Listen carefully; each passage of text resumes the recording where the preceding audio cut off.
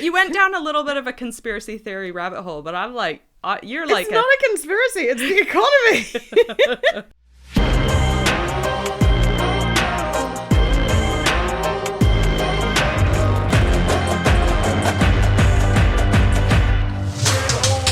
Welcome to PowrUp, a podcast full of insights for women that lead. Hosted by Nat and Kristen from Powrsuit, we're on a mission to amplify your impact as a leader. Join us each week and we'll share with you what's shaping our future, from AI to Gen Z. Don't forget to hit subscribe so you don't miss any episodes. Welcome. So it's in the headlines every day. Inflation, interest rates, recession, unemployment. So that's where we're going in today's chat. But a quick intro first for new listeners.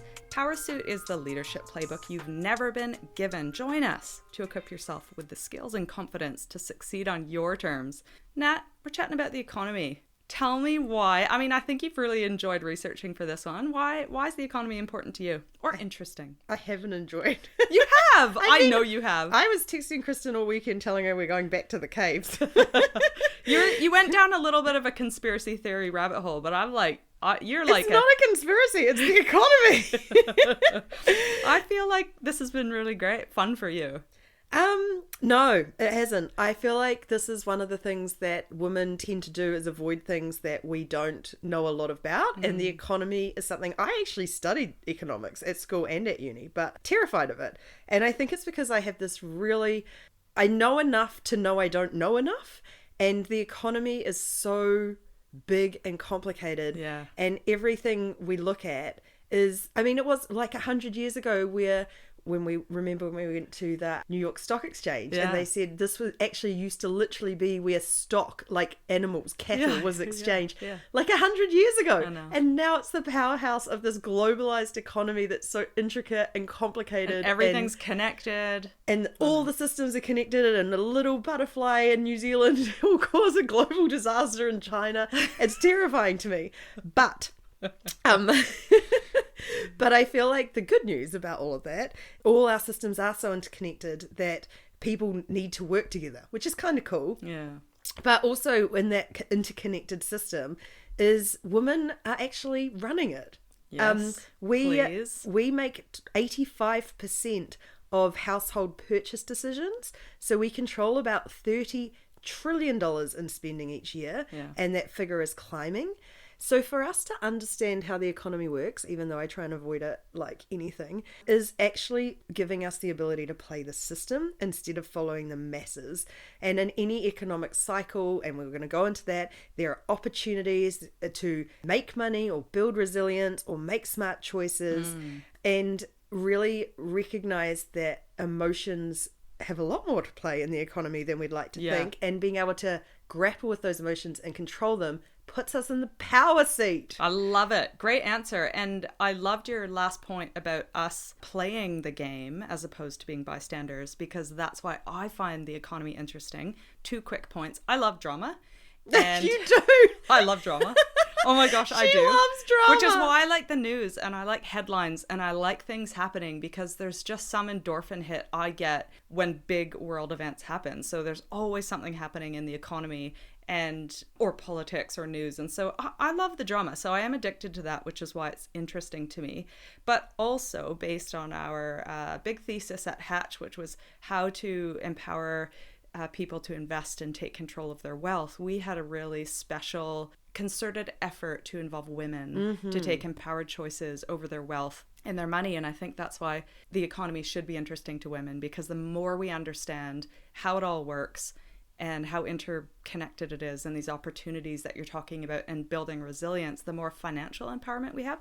So that's another really interesting thing to me, is that rather than burying our heads in the sand, let's just chat about it, which is... I choose sand. Yeah, no, you don't. Because I choose right now... sand and no drama. No, you don't choose sand. We're going to do a bit of a economy 101 refresher. So simply put, you've got a really great way of defining what it is. For me, it's kind of just like all the ways people make and spend their money in a ecosystem, I suppose. And so like it could be a country, or it could be a city, or it could be a region. And so it's all the activity that's happening, all the trading of money and producing of things. For me, that's the economy. But I like your take on it, which is... Well, I think, I mean, it's the classic supply and demand, but the way I visualize it is as a story. Like, because I like that. If you're visualizing shopkeepers and all of us, is all the stuff that people create, the services, the products, that's supply. So all the stuff people are creating versus all the stuff people are demanding, are buying. So that isn't always trying to find this really nice equilibrium. Yeah. Never happens. So there's always a little bit of a gap between the amount of stuff people are producing and the amount of stuff people want to buy. Yeah. And the job of economists and central banks and governments is to try and keep those things as much on the same path as they can to have a lovely, sustainable, growing life. Economy. Never happens. No, as we know. Sand, head and sand. No, which takes us to the cycle. And you've done a good job kind of breaking down the different cycles here. So do share. Oh, well, I think part of what allowed me, other than spamming you with texts all weekend, to calm down again, is recognizing that there are 4 parts in an economic cycle. And it is, I mean, it's like most things, right? Things are continually changing, going round and round, different stages at different times.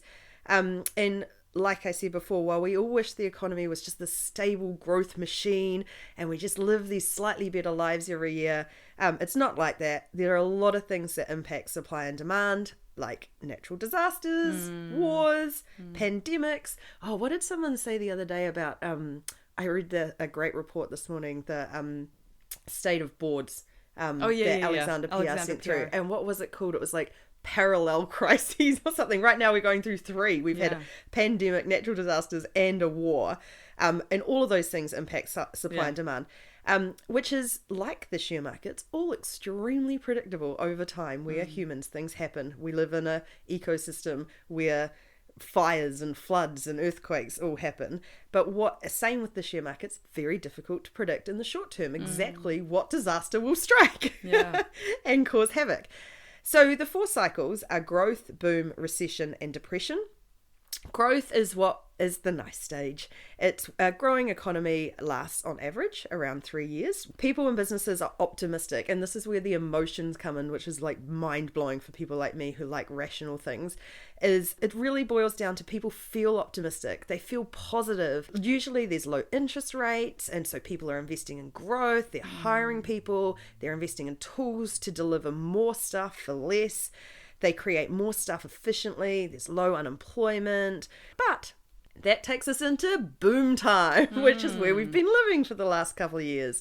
So we start to see the signs of inflation. Prices are rising. The cost of things increases. And in finance, we often use the word bubbly, that there is a lot of overinvestment and things that maybe shouldn't get investment. We've heard stock market bubble. We've heard tech bubble, Yeah, .com bubble, so many housing bubbles. bubbles. Very different Things from just your get too COVID hot, bubble.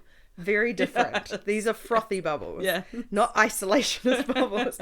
People, like, where they say the labour market is fully utilised. People are all working. Yeah. And there's consolidation. Big companies are buying small companies. And suddenly demand stagnates. Suddenly we hit the peak, which happened probably, like December last year, where it was just like... And then we move out of that stage. And that's into what leads to recession, but it's decline. On average, recessions have lasted around 1.5 years over the last 100 years. And because we are probably going to go into one now, we need to repeat that it is just a normal part of the cycle. Because of these rising cost pressures on companies during the bubble times, their profit margins shrink. They start to pass the prices on to consumers. They start to feel less confident. Businesses start to feel less confident. People start to feel less confident that things are going to continue to rock and roll. People start to tighten their belts, so demand shrinks a bit. Companies start to lay people off because they're trying to tighten their bouts. So unemployment increases, which means we have even less money. The fourth part of the cycle, which actually very rarely hits. I think the last time, what was it? Maybe in Depression, the Great Depression. Yeah. Do you want to? I feel like I've been talking for about 20 minutes. So do you want to fill us in on the depression? You've just done the drama of a depression, Kristen. You've done a magnificent job. Well, I just recall learning about the 1929. I think it was called Black. Was it? It's not Black Monday. Friday. There's definitely Black Monday in there. There's all sorts of black dark times. But in 1929, again, following a bubble, the stock market crashed.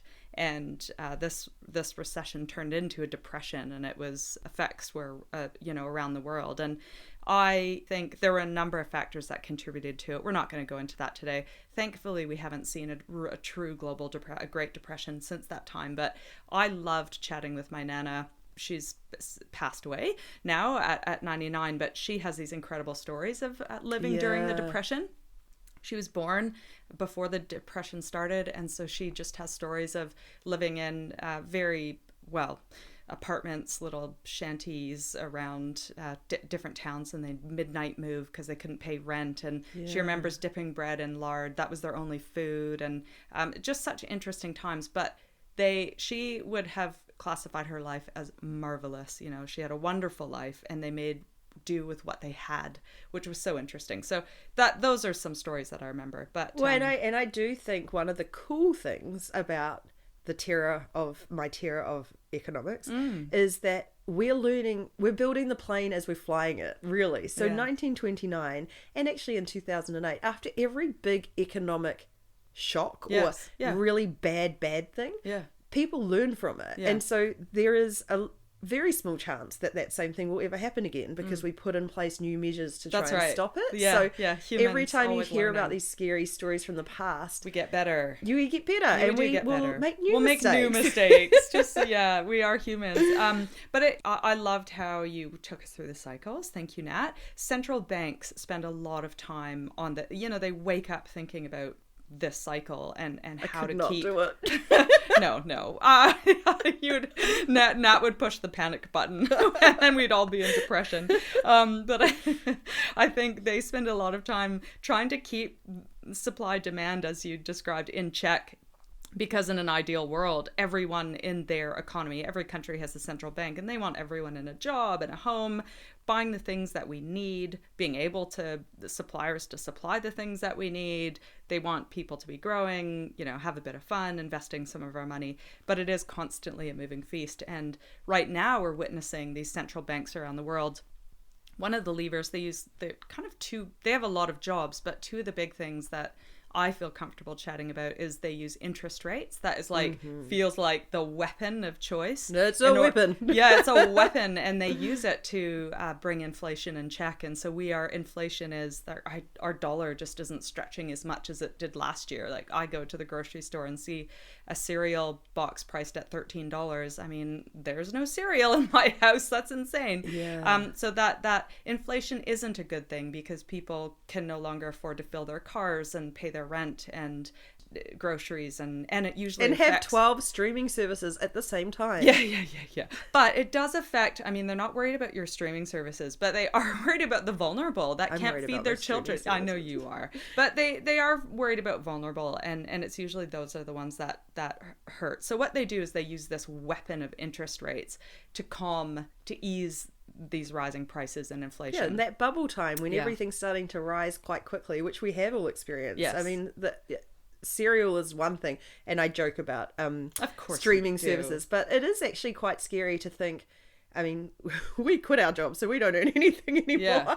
But when you have a good salary and you're feeling that pinch, to think people who are not on as high salaries, I mean, it is... The cost of groceries and petrol, gas, I know. It's crazy. So that was the one thing I feel comfortable talking about what central banks do, and their big lever is interest rates. So that's why we're seeing those go up.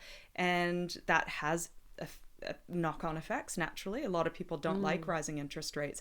Share markets don't like them because it means that it makes it more expensive for businesses to borrow to invest in their companies, so they're not borrowing money, so they're laying off, which means share markets, which count on businesses' endless growth, pull back a little bit and they drop because we kind of know that businesses aren't going to grow at the same rate they did. So all these knock-on effects. But the other thing that central banks do is they make sure that our banking system has the right reserves on hand. Like they've got a pile of, they dictate how much our national banks have to hold on reserve to cover shocks and events, which is interesting. We'll chat about that. Now you're making me imagine Scrooge McDuck diving into a pile of coins. Well, speaking bank. Of, it's kind of what they are. Imagine Scrooge McDuck at a machine. It's called monetary policy, and he's constantly dialing up and dialing down how much money is circulating in the economy, and they happen to do that with interest rates. Kind of interesting. I want a duck doing that. And actually, as you were saying that, it made me think we've talked a lot about interest rates being a weapon, but I actually think they need a rebrand, because that feeling we've had for the last year or so of everything rising and that kind of stress felt like the good times are lasting, but it actually didn't. At the end of that bubble, it felt a little bit stressful, because every week prices felt like they were increasing and house prices were increasing, and everyone was starting to get the sense of falling behind. So maybe interest rates less a weapon and more of that like yucky medicine that we have to take to get healthy again. And when you think about it like that, I'm happy paying slightly higher interest rates to not pay $15 for cereal in 2 months' time. I think in hyperinflation, which is when inflation gets totally out of hand, is really destabilizing, and it is not what central banks want. And I mean, we don't want that. I remember watching the news in the 90s in Russia, and these poor people were bringing wheelbarrows full of dollar bills, like full of rubles, just to buy a loaf of bread. And that's hyperinflation, when they have to pay 30,000 rubles or whatever it was at that time to buy a loaf of bread. Like, you now have a completely destabilized economy.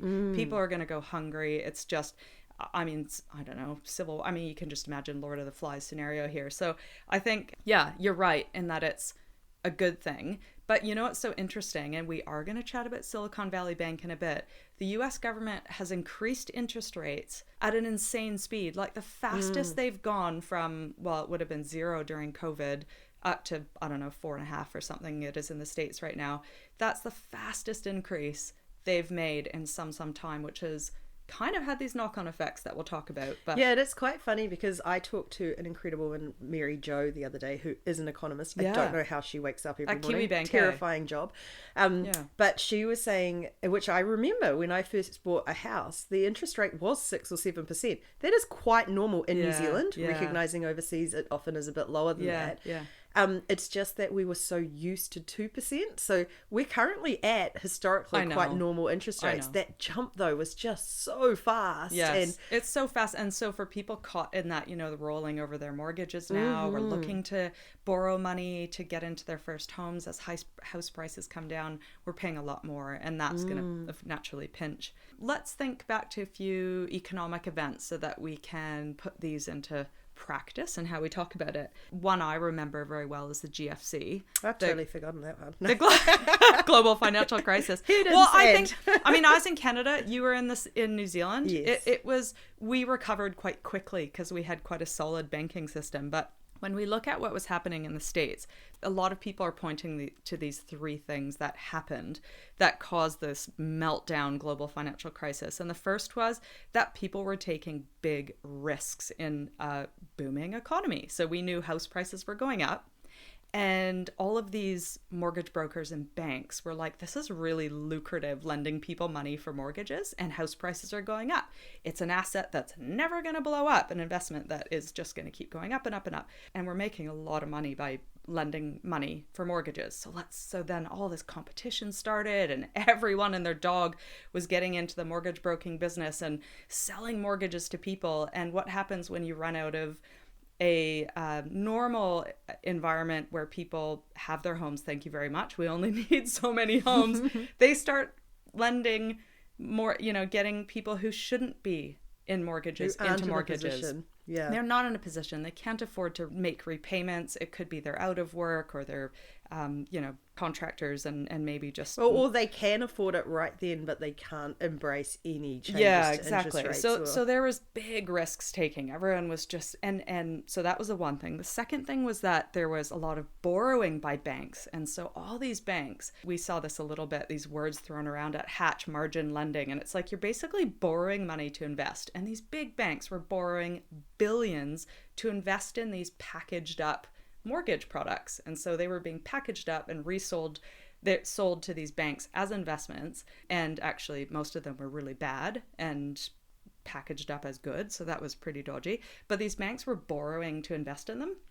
It's a really common practice. But then all of a sudden, when these things blow up and house prices drop, people can't make their loan repayments, so there's defaults and everything. These banks not only do they no longer have an investment that's worth anything, but they've still borrowed against it and they have to pay back. So now we saw all these banks fail. So anyway, big borrowing was the second thing. And the last thing was regulatory and policy errors. Like, what a Wild West. What an insane environment that these investments were packaged up as good, strong AAA investments. You know, like, what a crazy place where you could get people into homes that should never even have homes. And like, that was all on the regulator. So those environments contributed to this thing. Knock-on effect, crazy times. I mean, what do you think? I think everyone should watch The Big Short. Yes. Because when you say all of that, that's what triggers my absolute fear of the economy, because I hear about mortgages being packaged up and then repackaged and margin lending. And I just think, what happened to just having real things that you went, I'm going to sell a house, and this is like so abstracted away, and it's so complicated, and you need to live and breathe it, or and rich people get richer, and rich people get richer. Hurt? Yes, because you kind of look at it and go, those of us who are still living in the real world have casually bought a house, and there's these people who are dealing in like abstractions of abstractions, and that feels terrifying to me. That's shady. So, but watch The Big Short, because The Big Short three times. Yeah, it put what Kristen just said into a couple of hours and sort of talks you through. And it's actually sounded like a boring movie. I've watched it multiple times. I think you've watched it too, eh? Yeah. Real, like, it's got all the drama Kristen loves. It's this is a story probably of globalization, in that mortgages in America impacted the entire world effectively. New Zealand, because we are so far geographically removed and we have quite a different system, we actually were pretty fine. Like, I think maybe 30,000 people lost their jobs. There was definitely, I remember it being in the news a lot. I remember hearing the stories. But most people in New Zealand, it felt quite a lot shorter. It felt a lot shallower, they call it. It didn't have the deep ranging impacts. Same with Canada. I just remember the credit crunch. So granted, there would have been job losses, but the credit crunch, I think that's what I recall being probably the most harmful, is that all of a sudden everything kind of, banks closed their doors and they weren't lending money. And when you're not lending money, you can't, small businesses aren't starting. You're not able to invest in your people. You can't borrow money, all continued loans to keep your businesses running, and so on and so forth. So I think I remember that, and that probably what shrank most of our economies. Yeah, the thing I found really interesting talking to Mary Jo is, because I remember that being a short time. And then the good times. She flippantly dropped at the end of last year. We were recovering from the GFC. And I was like, what? That was like 10 years ago. And she said that has been such a lesson, and that has impacted how governments and central banks are behaving this time round, because it actually was an extremely long recovery. I would never have picked it because my life wasn't impacted, but economists were looking at this going, these things have taken a lot longer than we expected get back. I wonder if it's because your stock standard recession is just when everyone kind of hunkers down for a few years, but this was a recession plus a financial crisis. Like, everything just imploded. We had banks in Iceland and Ireland, and there were bank failures, and the stock markets took a big tumble. And so it was just, it felt like it was far more drama. So much drama. And a lot of, that was a big one. A lot of people lost their jobs around the world. A lot of stuff happened. And then of course we had 10 years of good times, and then another massive shock to the economy, and completely to your point earlier of like sometimes things happen like wars, and I mean, who other than Bill Gates thought there would be a pandemic in the world? And Bill Gates wrote about it a few years before it happened. We should right? have all paid more attention to Bill. To Bill. But I mean, along came COVID. So mean, this is the exact thing about humans and emotions. 3 days before we went into lockdown, I was still in La La Land. Like, I think we all were. The weeks leading up to it, we were seeing the news. No, we had all the information. I was buying chocolate, and only because I have friends in the States who are already in lockdown. So I was like, I had my big bag of flour. I love that you're like, I was buying chocolate. I was, because they were like, you will wine. get so sick of carbs. Go and get chocolate. Go and get wine. Go and get, what was the other thing he said? Flour, because, the shelves cleared of flour pretty quickly. Well, okay, so apart from Bill Gates and Kristen Lundman, the rest of us it was amazing how it was almost a failure of imagination that all the news was telling us there was this globally spreading virus, and yet right up until it hit literally our doorsteps, it was very easy to ignore, which is kind of one of those crazy things about the economy in general, is that it's so emotional. It's so based on how optimistic or pessimistic we as a united group of humans feel at any one time. Yeah. But let's talk a little bit more about COVID, because we are coming out of the boom, the bubble that was created out of COVID. Yeah. And it was a good time. Yeah. It was a surprisingly good time. Yes. And the reason for that, I believe, is because it was also an artificially good time. Yes. An economic good time, might we add, not for those that got COVID really sick. itself, not a good time. But you're right in that governments, we're basically propping up our economy, pumping trillions. Because the only thing as bad as inflation is deflation. Yeah. And when we talked a bit before about supply and demand, when you lock an entire world of people in their houses overnight, there is no more demand. We're not going out. We're not going to the movies. We're not eating out. We're not buying, apart from streaming services, we're not buying anything. And what that leads to is quickly dropping prices, as suddenly all the supply of stuff, there's no audience Which for. is really businesses, right? And they're shutting their doors, and they're laying people off. So the government's first job, other than keeping people alive around the world, was to try and stop deflation and try and prop things up, keep people in their jobs, keep businesses functioning. And what that resulted in, and again, probably should have all seen this coming, was this really great time. But that wasn't economically. We got Scrooge McDuck way over on the dial at high monetary policy, throwing cash. And I do recall way back, it feels like a million years ago, but 3 years ago or whenever it was, the government, I think it was the New Zealand Prime Minister, saying the worst thing in the world at this point isn't inflation, it's people's lives, taking people's lives. So we are happy to have much higher inflation than we'd like to save lives. And I think that was it makes sense. And this is that thing you talked before about levers. I love, again, I've got that concept of Inside Out. Did you watch that movie with all the little emotions in your brain? I imagine the reserve banks and the central banks having these little levers going, right, we're going to turn up interest rates, turn them down. We're going to throw more money into subsidizing different businesses to keep that going. And they're just like pushing and pulling different levers, and things happen as a result. Do you remember it being a recession in 2020? Well, it was short and sharp. And I think, again, our confidence would have dropped. Share markets did crash. Apparently there was a recession for about 3 months because, of course, it takes time for the government to come up with these policies and then start pumping cash in and propping businesses up. So there was a short and sharp one. And going back to that emotional thing, because the government started pumping money in and because things started to pick up again, we all started to feel confident and started spending, and it really avoided that potential economic disaster. So prices were going up. As we've noticed, house prices, that was the other thing people were like getting, when you were talking before about the GFC and that idea of everyone was thinking house prices would go up forever. I feel like we thought that again recently. Yeah, we did. I think tech investors felt very similar. Of course, these tech companies are going to continue to grow forever. We're just going to keep pumping money in and we're making money and life is good. But it's also unsustainable because it causes economic instability when it starts to get a little bit too crazy. A little too hot. So in swoops the government, and that's what we're going through right now, and the central banks, and everyone's cutting their spending and tightening their belts basically. And it's quite interesting. I heard someone say this was a US comment, was the Fed was spraying basically bullets with a machine gun, and someone eventually... So American. It's terrible, it's so American, but someone eventually got hit, and that was Silicon Valley Bank. And it was just interesting to say there was going to be some weird fallout happen. And naturally, we saw Silicon Valley Bank over the weekend, which was where you went to a very dark place. So general thoughts on that one? The bank failure there in the US? Yeah, so I don't understand how economies work, and I definitely don't understand how a banking system works. Yeah.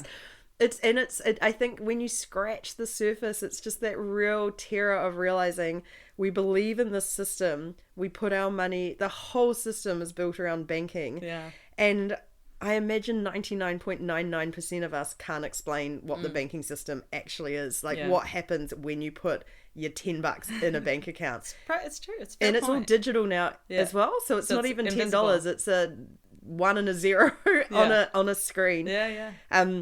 I know that banks need to have, I don't know, something like 10% of deposits in hand. I think it's about 15%. Is it 15? Yeah. I mean, whatever. It's 85% less than what I want with my money back. And that no bank can survive a bank run if that's the case. So that's kind of the dark spiral I went down. But listened to some good stuff and read some good stuff. And it is... like everything and like the economy, the banking system is built on a belief system. And if we believe the system works, it works. Yeah. And when we stop believing the system works, it stops working. And in this case, people stopped believing in Silicon Valley Bank very quickly. And that led to a bank run. And it basically was, I don't believe that they are going to be functional tomorrow, so I'm going to take my money out.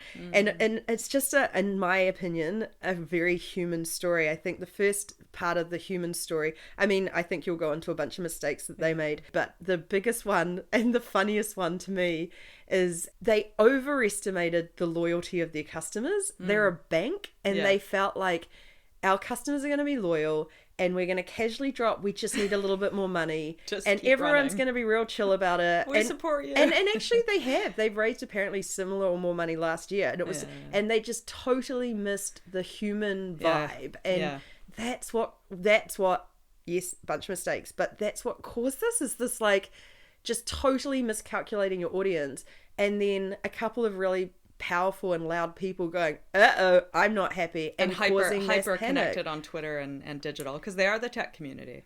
Which is hilarious. I think the major point that I've been reflecting on this weekend is we've been talking about the economy for the last week, and we talk about the capitalist economy being very much around free markets, and free markets being supply and demand and less government, and it's all about matching what people want with the stuff people can deliver. And I think a lot of the people in the middle of this Silicon Valley Bank drama would be real proponents of less government, and it's interesting to me how quickly they want government input. And as soon as these are the same people, I feel, and I'm not saying hashtag not everyone, but who would be very skeptical of welfare systems, of supporting people when they need support. And yet, social welfare. Social welfare. And yet when their money is at risk, or when they're in a dire situation, the first call is... And so I think it's, if nothing else, a real opportunity for the wealthy to pause and reflect that welfare is there for everyone. And that this is... And to me, that's a lesson that we can all take out of these harder times. Great. But you dig into more the... well, I just thought a few of your comments were really fair and quite confusing about banks. Now, can I, full disclosure, I married a banker, so I feel like I have like good insider, no insider knowledge. Kristen's put in the hard yards for this podcast. I like literally married a banker for you. And what am I going to have to marry next week, a negotiator or something? And we talk about this, but the way I see it is we need to keep our money safe, right? And we're basically giving, in exchange for us giving our money over so that it's kept safe, because it is our most prized like thing of value in order to exchange into goods and live and all that kind of thing, but we need it to be safe. Like we're not putting it under our mattresses. And I am now. Please don't no one come and rob me. My money is not in my mattress. But in exchange for doing that, these aren't non-profit businesses. Banks are for profit. They make a heck of a lot of them. That could be another podcast, not this one, but they make money off of our money. So they take our deposits and they lend it out and they invest our money. But there's huge amounts of regulation in place to keep our money safe. That's everything from our data and cyber and personal data to actually keeping our money safe. And so they've got really high, a typical bank, I think, has to keep 15% cash. Now that's like money just sitting there, not doing anything, which a business doesn't like to do, but it's there for reasons, protection, and the Reserve Bank sets that, or the central banks set that thing. But I think importantly, banks tend to be really diversified. So Silicon Valley Bank was a bank that lent just to the tech. It had institutional investors, which are people with lots and lots and lots of money. Think venture capitalists that park their venture capital money in there. So those are big institutional investors, which just means people with lots of money, and businesses. So lots of startups in the tech community banked with them. And I actually banked with them in a past startup and love them because very hard as a startup when you're not making profits to open a bank account, to get a credit card, to transact with cash, because banks look at your balance statement, they go, you're not profitable, you're too high risk, I'm not going to deal with you. Silicon Valley Bank dealt with us, which was great. But they only had one customer type and it was totally exposed to tech. And they're quite a fickle customer. Institutional investors care about one thing, and that's money and making money on their money. So the minute interest rates go up and there's a more interesting place to pull that money out and go elsewhere, they're going to. Whereas retail customers, you and I, probably aren't going to do a heck of a lot. We have a lot of inertia, like we're kind of just bobbling along in our lives and not spending every day thinking about where's the best place to put our money. And so they have non-sticky customers, firstly, that will literally pull their money at the drop of a hat. And then they've got a tech environment community that's really, really exposed to and doesn't like rising interest rates because it means they can raise less money, and so their capital dries up. So now they have to spend more money that's in their bank accounts and start drawing down their deposits. Well, and they've also just come out of a time where they've all raised a ton of money. So the amount of money they've deposited has just skyrocketed. So and this bank has had all this money come in the last few years. And they've had to do something with it. They've had to do something with it. So I think most normal banks would have so many different types of customers, that they would have a farmers and they would have us, Nat, and they would have businesses. And so very rarely is going to be a time where like we all wake up in the morning and stand outside the bank to get our money, like unlike this environment. So that's the first point, is we should feel comfortable that banks have really diversified their customer bases so they stop things like this happening. The second is they have to keep a whole lot of they're hugely regulated, which ironically most people don't like, but until something bad happens. And then the final thing I would say is that there are insurance schemes in place for things like this, and we saw those come into action. Now, in Silicon Valley Bank, they got $250,000 in this insurance scheme of their money back. The funny, again, this points back to their clientele, that only covered 7% of deposits in that bank, which is insane. Now, in New Zealand, if you if something like this, Kristen's pointing at me, by the way. She's lecturing. I'm talking about. I'm getting excited. But in New Zealand, we get coverage of $100,000. Well, every Kiwi, that if there is a bank run and something happens to our deposits, we get coverage of $100,000. Do you know what that covers? That covers 93% of all of our deposits, Nat. Meaning that that's really good coverage, and we should take comfort in, like, only 7% of the population has more than that on average in their deposits. I mean, or not take comfort in that. We should, though. Let's hope we've invested it and that everyone's not just poor. Yeah, right. Now, but then Australia's 250, so New Zealand's a little bit less. But so governments have kind of stepped in and insured deposits, because we should feel comfortable that our deposits are safe. Now, if you want to spread your money around a couple banks, you can do that. That's a thing. In the States, they're talking about that now. But anyway. Well, and I mean, it's always the case, and I think that was the thing I read as well, is everything is a system. No system is infallible. It's actually not terrible practice to spread your money. If you've got a bit of money to spread it around. Exactly. And I think especially if you look up that insurance, wherever you live, that if you, my assumption would be if you had in New Zealand $100,000 in 3 different banks, you would get $100,000 insurance from 3 different banks. So that diversification, we talked about a lot in shares. Not a dumb thing to think about. Not putting all your eggs in one basket. It's sort of like the lotto thing. Very, very little chance with most banks that anything bad would happen. you are not forced to put all your money in one bank. You have the right to Yeah. put it around the place. That might be a wise thing to consider. Yeah. No, but pretty interesting. And my only last 2 points would be very quickly. I thought it was crazy that these people put most of their customers' deposits, which is their cash that they probably need to draw down in times of rising interest rates because they need to spend their money.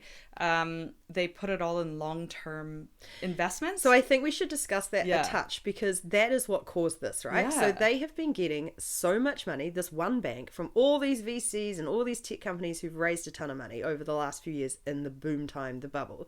All these companies then deposit money into Silicon Valley Yeah. Bank. They've got to do something with it.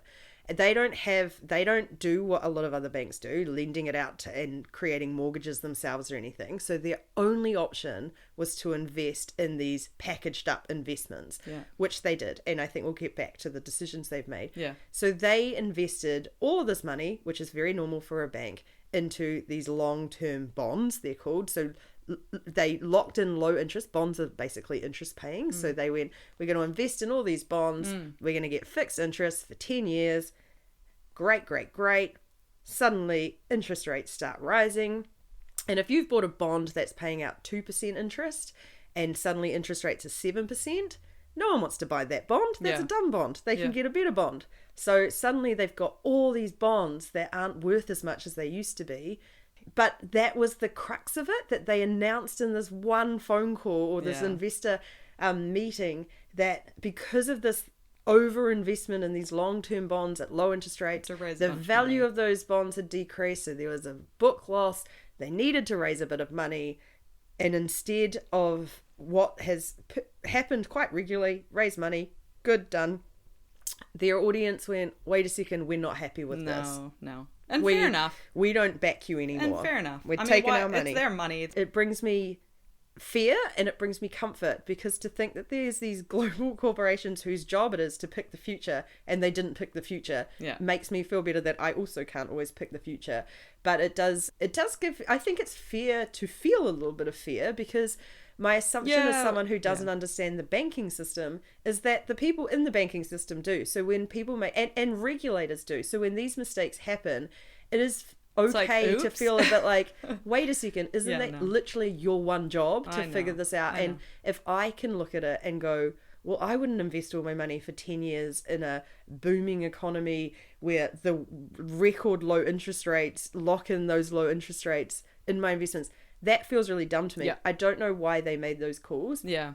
But that is why we like regulators, even though they Yeah. can make life a bit And harder. they were, I think he was just, the CEO of the SVB was just speaking to regulators the week before, talking about how he wanted them lighter. And then here we are. The last thing just to close out that chat, because this is part of this drama, isn't it? But it's so sad that it's the wrong people end up losing out. And thankfully, the startups are fine now because they're going to be getting their money back. That bank, if I were a big bank like Citi or JP Morgan, I'd absolutely grab that client base and buy that. So I suspect that will happen. The very last point is that it was so interesting that the executive team of that company were dumping stock right from the start of this year till now. And I so mean, they people walked are such away idiots. multimillionaires, and I think it's they not are- criminal. People are trying to claw it back, aren't they? No, I mean, You'd how do you consider call that insider trading if you were selling. Yeah, true that. Selling Well, shares we'll based see- on we'll see what information happens. that you had. We'll see what happens. But let's just chat briefly about our thoughts going forward and some quick hacks to build resilience and stuff. So let's move into that. The cool thing is, we actually know there are economic cycles. These are so well established. So what we all individually have the ability to do, and one of the reasons why, even though I want to put my head in the sand, we should talk about the economy a lot more, is we have the opportunity to build resilience. So we individually are well set up, and the Yeah. people around us are set up. Yeah. Humans are less rational than we like to believe. We operate en masse. There's some weird things that happen when we operate en masse. And we spend up in big time in the good times, and we buy shares when share prices are at all-time highs. Venture capitalists, whose job it is to do this, they invest in companies when they're valued way too highly for what they actually are worth. We all do this stuff. So what we can actually do looking forward for the next year or 2 years as we're going through this like less frothy environment where things are cooling down a bit, is figure out the smart decisions we can make to Yeah. set ourselves up right now, opportunities to Love it. actually win out of this, Yeah. but also to build our resilience so that we are more in control now and when we move back out into the good times. Love it. Love it. So I don't know. What do we want to wrap up I think with we just here? jump to some actions. Okay, let's do because it. I think most people recognize it's going to be bumpy in the next couple of years, and when times get tough, there's a few actions I know that you can take, and one is to spend less. Yeah, The and second is to make more. And the third is kind of this question mark of, if you have any extra, where to invest and save. So, but we should chat about the spend less, earn more. And I think you've got some good stories with spending less. Yeah, well, I kind of like both of those, spend less and earn more. Yeah. The first part of your sentence there is, in these tougher times we can look to this. In these tougher times you can look to put in places in good times as well. Like, Yeah, that's these so should actually true. apply all the time, and that goes back to that we're Agreed. not as rational as we believe. Yes. That people who set themselves up are spending less in the good Yeah. times, and they're building this reserve. They're laughing now. Yeah, Like, they're yeah. the ones going, great, I'm so equipped. So I think it is really important to not just follow the, in good times I behave like this, in bad times I behave like I this. agree. Behave outside those economic cycles. You have the power to do that. Yeah. Budgeting hacks, because we are thinking about it now. So once we're thinking about it, let's take these lessons forward. I feel like I said this the other day, it's my new term for us. We've been going through our own personal recession for about 8 months now, because we're starting a new business. Yeah. So we are not earning what we did when we had lovely corporate cushy jobs with high salaries. So I feel like I've made a lot of changes. It was actually one of the first things I did when I left, was to really look at my expenses and Marie Kondo them. And Yeah. I'm 39. I don't want to live a completely frugal life, but there are definitely areas of fat that come up when you've had years of good times. So Yeah. first thing I did was do an audit of all my subscriptions, and that's insurance, phone, internet, power. There's some great websites now that you can go and see what actually is the best option for you. So it could be, realistically, it was probably about half a day's work. It was kind of painful, but that half a day set me up to save, I reckon it was at least $1,500 over the course of the year across all those things. Wow.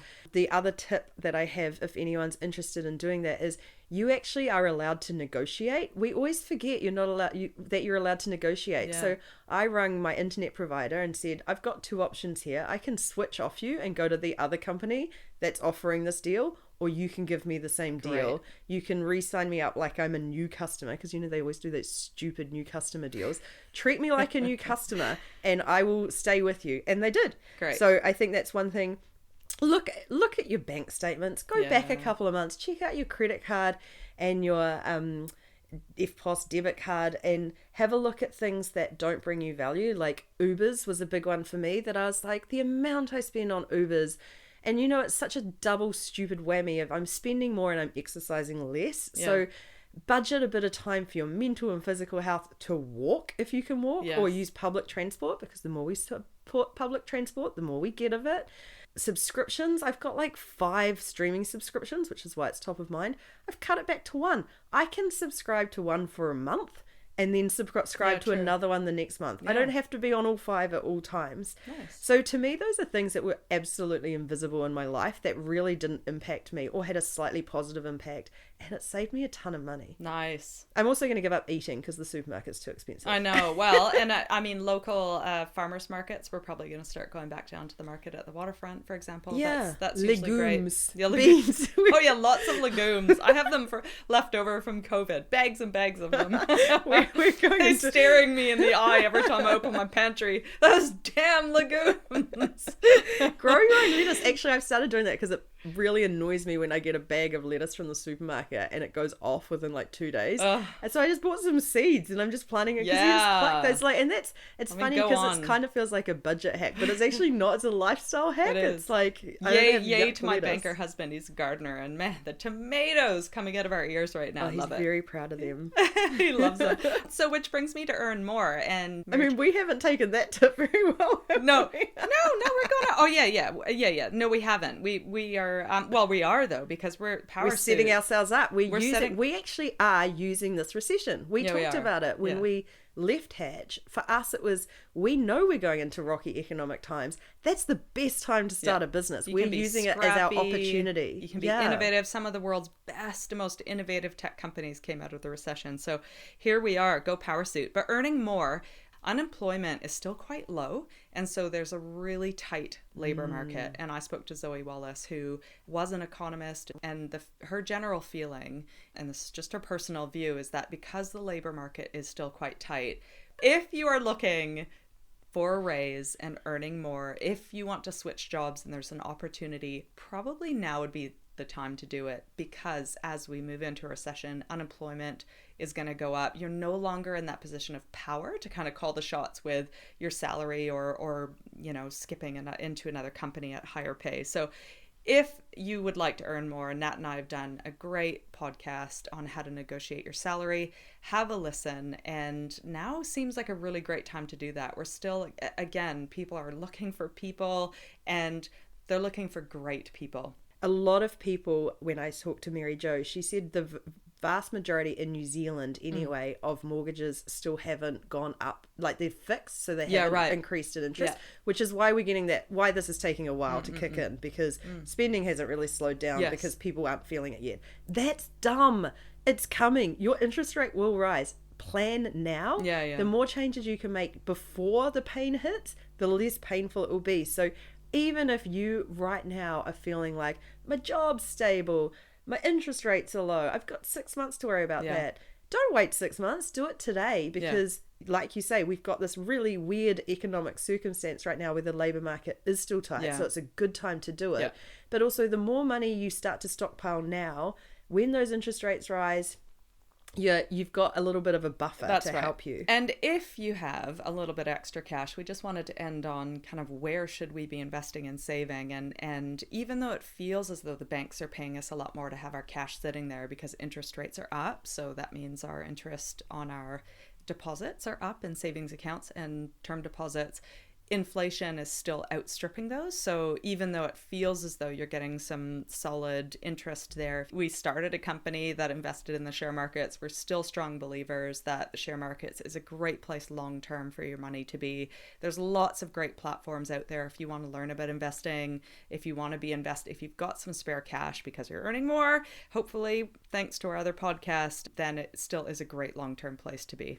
I just completely agree. And I think if you were happy buying shares when they were at top prices, you should be happy buying shares when they've gone on sale. Exactly. It's a very weird human psyche. It's worth looking up. So we're going to move. Nat, you're going to do our call to action. We love people taking one action. One action. You got it. Well, it's following on what I just said. Build resilience now. Yeah. We don't know we don't have a crystal ball. We don't know what it's going to look like in a month's time, 3 months time from now. Build what we call a safety net. Make sure you've got an emergency fund if you don't already. An emergency fund it can start with as little as $100. It's the money you do not touch unless something goes wrong. So it could be you break your phone and you have to pay an excess, an unexpected expense. It could be you lose your job and you suddenly find yourself out of work more quickly than you thought. The more you contribute to that emergency fund and you don't use it for anything other than emergencies, the more you have bought yourself peace of mind as we go into these more turbulent times. Yeah, love it. Great. Good call to action. Thanks so much, everyone, for joining us on this episode. We'd love your feedback. There is a link in our episode notes that you can give us not only feedback on how to make it better, we really welcome it, but also suggest topics that we can go and research on your behalf and chat about for you. Please visit powrsuit.com. Check out all the great things that we're doing, the leadership playbook that we're sharing. We really would love to get to know you, and we'll see y'all next time.